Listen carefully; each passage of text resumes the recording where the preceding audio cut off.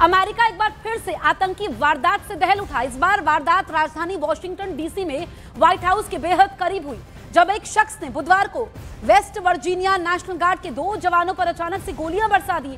राष्ट्रपति ट्रंप ने इस फायरिंग को आतंकी वारदात बताया है। गोलीबारी में घायल जवानों को बेहद गंभीर हालत में अस्पताल पहुंचाया गया है। शुरुआती तफ्तीश के मुताबिक हमलावर अफगान मूल का है, जिसका नाम रहमानुल्लाह लखनवाल, जो कि साल 2021 में ही अमेरिका आया था। हमले के बाद ट्रंप ने अपने संदेश में बेहद सख्त लहजे में कहा कि गोलियां बरसाने वाले जानवर को सख्त सजा मिलेगी।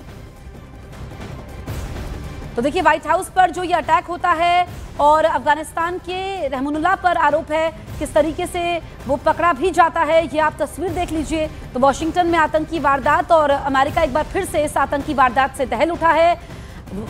ये जो वारदात है ये राजधानी वॉशिंगटन डीसी में व्हाइट हाउस के बेहद करीब हुई। ये बेहद सुरक्षित इलाका माना जाता है, उसके बावजूद यहाँ पर ये घटना होती है। एक शख्स वेस्ट वर्जीनिया नेशनल गार्ड के 2 जवानों पर अचानक से गोलियां बरसाता है। राष्ट्रपति ट्रंप ने इसे फायरिंग को आतंकी वारदात बताया है और गोलीबारी में घायल जवानों को बेहद गंभीर हालत में अस्पताल पहुंचाया गया है। और जो जानकारी सामने आई है कि हमलावर अफगान मूल का है, 2021 में ही अमेरिका आया था। हमले के बाद ट्रंप ने अपने संदेश में बेहद सख्त लहजे में कहा कि गोलियां बरसाने वाले जानवर को सख्त सजा मिलेगी। एनिमल कहा है डोनाल्ड ट्रंप ने, और उसके बाद सुरक्षा बढ़ाने का निर्देश भी दिया है। अतिरिक्त जवानों की यहां पर तैनाती रहेगी। हालांकि जो हमलावर है वो पकड़ा जा चुका है, लेकिन कई सवाल इस वारदात के बाद खड़े होते हैं। अमेरिकी राष्ट्रपति डोनाल्ड ट्रंप ने इसे आतंकी वारदात कहा है। 3 तस्वीरें आपके सामने हैं। व्हाइट हाउस के पास ये फायरिंग होती है और आपको बताएं कि ट्रंप कह रहे हैं कि आतंकी वारदात है, क्योंकि व्हाइट हाउस के पास फायरिंग होना अपने आप में कई सवाल खड़े करता है। बेहद सुरक्षित और संवेदनशील इलाका इसे माना जाता है, उसके बावजूद यहाँ पर यह घटना होती है। This heinous assault was an act of evil, an act of hatred, and an act of terror. It was a crime against our entire nation. It was a crime against humanity. The hearts of all Americans tonight are with those 2 members of the West Virginia National Guard and their families.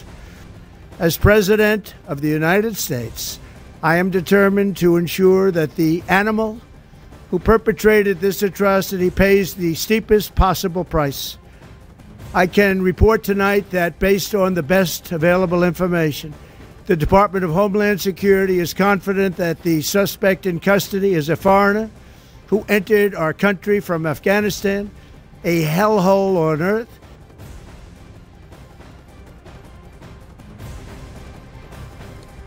तो आपने अमेरिकी राष्ट्रपति Donald Trump को सुना। उन्होंने जो ये घटना हुई है इसे आतंकी घटना बताया और कहा कि ये एक एनिमल ने किया है, यानी कि जानवर कहा है जिस शख्स ने किया है। उसके बारे में जानकारी ये मिली है कि अफगानिस्तान से ये आया था 2021 में।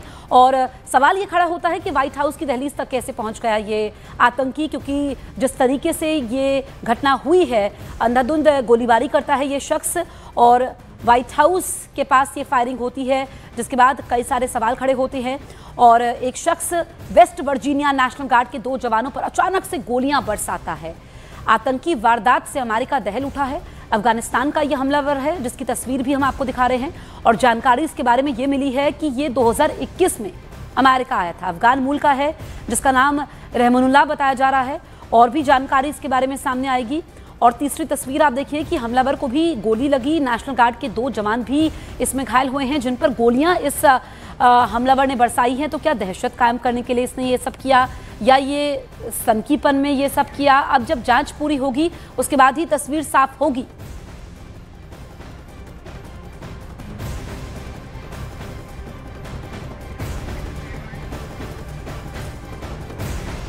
अब आपको दिखाते हैं जिस जगह पर फायरिंग हुई वो व्हाइट हाउस से कितने पास थी।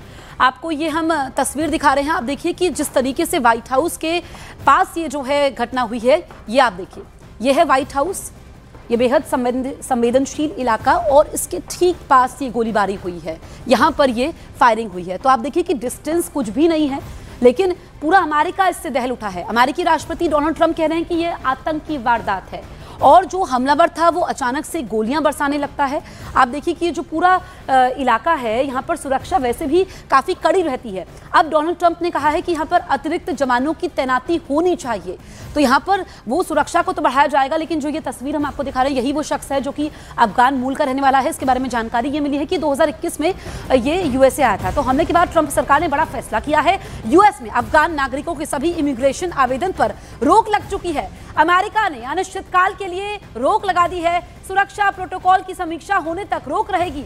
ये बड़ी जानकारी हम आप तक पहुंचा रहे हैं। जिस तरीके से अमेरिका में यह आतंकी हमला हुआ है, उसके बाद ट्रंप सरकार ने बड़ा फैसला किया है। अफगान नागरिकों के सभी इमिग्रेशन आवेदन पर रोक लग गई है। अमेरिका ने अनिश्चितकाल के लिए ये रोक लगाई है। जो ये हमलावर है, ये अफगान मूल का है। 2021 में ये अमेरिका आया था और अब ये ट्रंप सरकार का बड़ा फैसला।